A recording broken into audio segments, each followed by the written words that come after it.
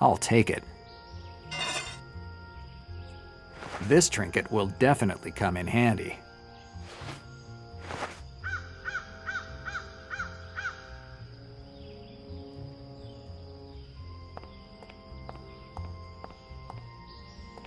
It looks like a hurricane went through this room. There's ruined furniture and papers everywhere.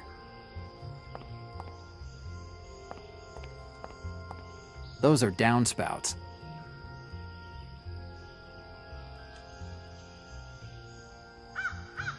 I'll attract Oscar's attention by making some noise with these pipes. If I hide in the room next door, I might be able to catch him by surprise.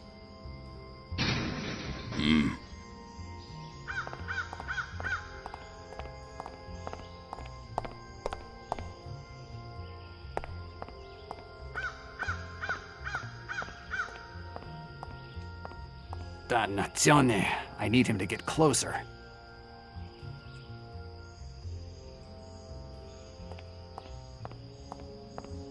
A flight plan, dated May 1931.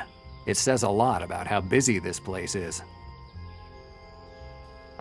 This room had to be some sort of information counter. There were registries and embarkation cards on the shelves.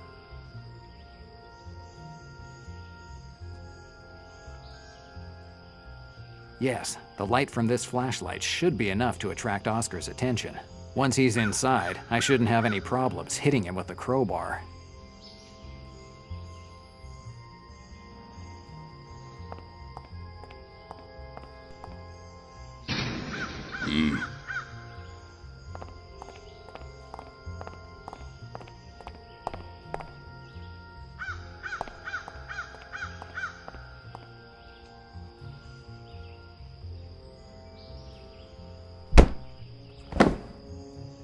Good. With this, I have at least evened up the score. What the? My gun! Oscar had it with him. He must have taken it from me in Chinatown. Good. At least I'm not unarmed now. Even passed out, that guy is still dangerous. If he woke up, he'd only need a second to rip off my head with one of his fists.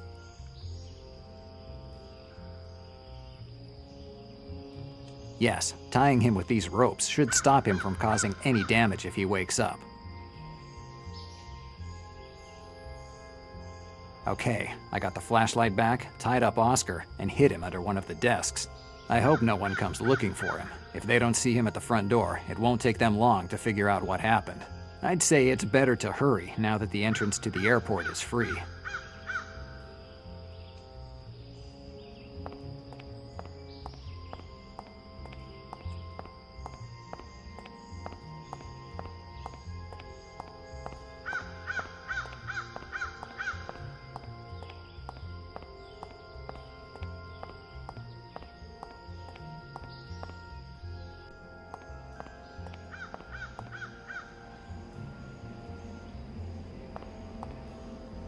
You're a stinker of a man, Edward. I don't understand this hostility towards me. I'd like to remind you that most of what you've got because of me. If you're talking about that sick feeling that I get when I hear your name, yes, that's all because of you. What a sharp tongue, sweetheart. Don't call me sweetheart. Once upon a time, you liked it when I called you that. Once upon a time, I was just a girl. Too naive to understand what a bastard you are. So I'm a bastard. You didn't feel that way when I gave you the money to keep that stupid bar for losers open. You didn't give me that money for free. You used it to buy my youth. Everything has a price, sweetheart. You just have to figure out what it is. Even the life of a girl? To tell the truth, that girl belonged to us well before your detective found her. She's just a kid. She doesn't belong to anyone. Don't let appearances fool you. That girl is more dangerous than you can imagine. How dangerous could a kid be? I don't know. I'm not interested in these things. I'm just interested in what they might give me for her. Money. Everything boils down to money for you. Not this time. There's something more interesting than money. What? Sweetheart, you'd do well to keep your nose out of this, or you'll end up like your detective. Jack? Where is he now? Don't worry. Your little friend is safe.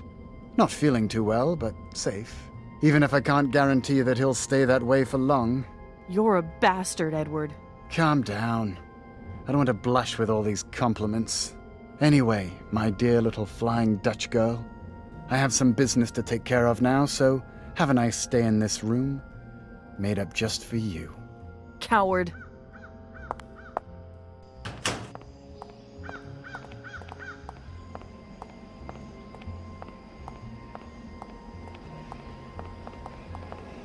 Greta! Greta! Jack! How did you get here? Long story. We don't have time now. I have to find Emily before the plane takes off. Emily? Yes, that's the girl's name.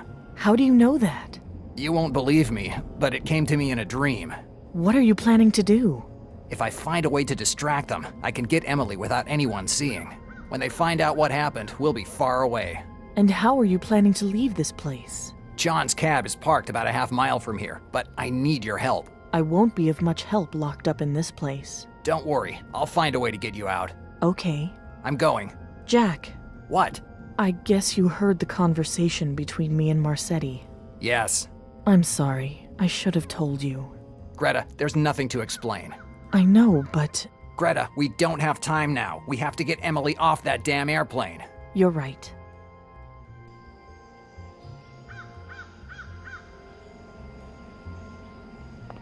Greta is behind this door. I have to get her out of there.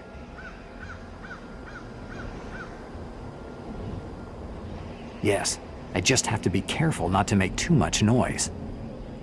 Jack, the thing with Marcetti was a long time ago. I was one of the many dancers that worked at his joints in Little Italy. We shared a few words every so often, but nothing more. Then one day, my old man got sick. His strange disease he picked up during the war that seemed to have been dormant until then. With the money I was making, I was barely managing to pay for the treatments that he needed, but his joint was losing money. So I asked Edward for help. The money I needed was nothing for him. He gave it to me without any problems. But I had no idea about what would have happened afterwards. I became his property. My life was his. I never said anything to my old man. Proud as he was, he would have killed himself rather than see his daughter in that situation. But he died a few years later when his disease got worse. I left my career as a dancer and I focused on the red tulip, the thing my father loved the most.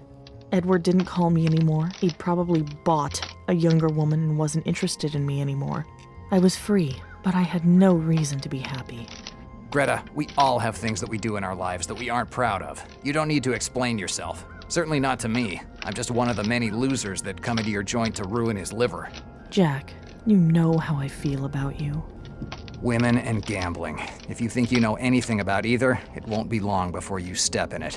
Just this once, can you set your cynicism aside? It's not cynicism, kid. It's just my way to survive. Jack. Jack. Jack!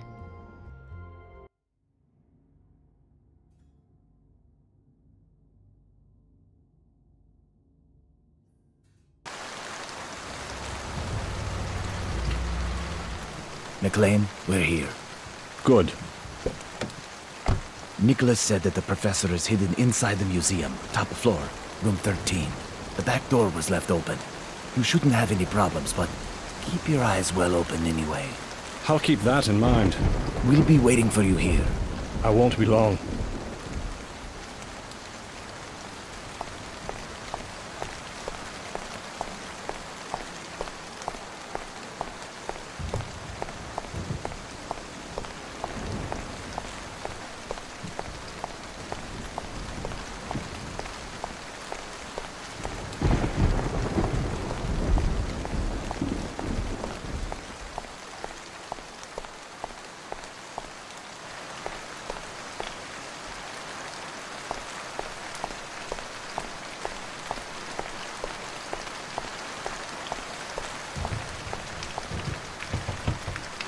It's locked. I hate when things don't turn out as planned. Well, I don't want to waste time with locked doors. I'll just open it my way.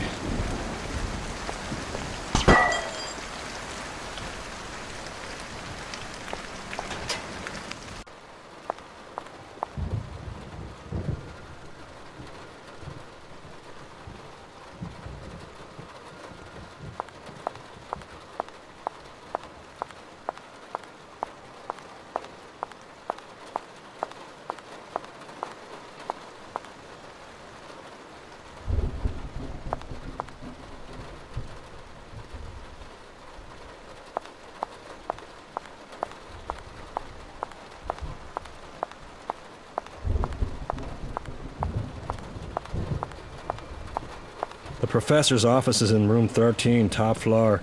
I should be able to figure out how to get there. It was more difficult than I thought, but here I am. This is where Professor Zindler is.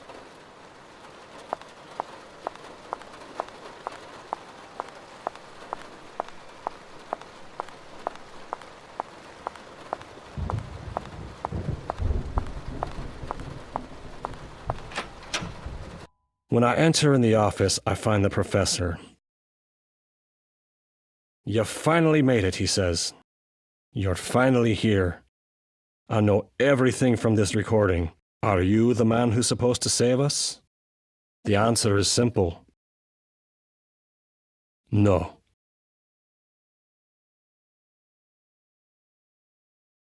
Find the professor, kill him, and get back what he took from us. These are the orders. Black Lily's orders. Get back what he took from us. I think about documents, cash, or some strange object, but not this. A girl? I have to kidnap a kid? She's Emily's age, my sister's age when she disappeared, and I couldn't protect her. A couple of voices, I guess what's left of me conscience, start to fight in me head. A girl. I can't give a girl to Black Lily. The voices win. I take the girl and I head straight for the entrance, taking a different way. I wasted some time and the Turk will be suspicious. He might come in the museum.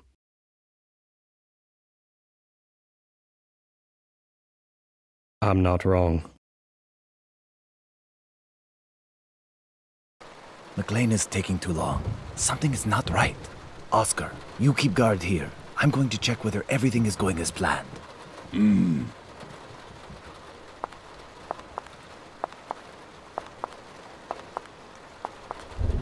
Damn it, the Turk got suspicious of me taking so long.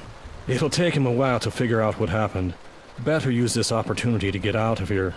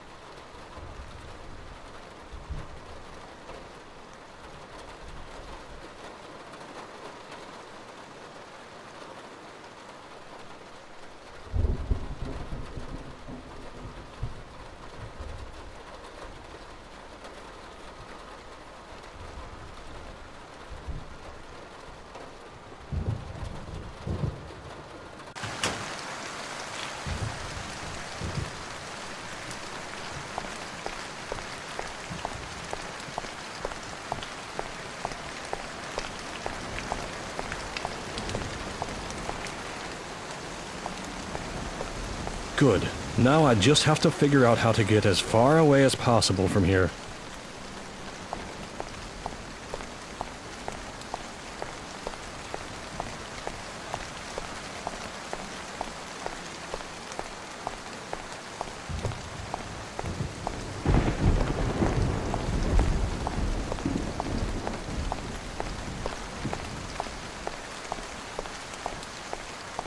They left the car unlocked. I'll just borrow it. Run away, Sean. Run away as far as possible. You've done some pretty dumb things in your life, but this beats them all. Standing up to Black Lily to protect a girl? It's this type of sentimentality that'll get you killed. But maybe it's better that way. A man once told me it's not how you live, but how you die that says who you are. And I don't want to die a murderer.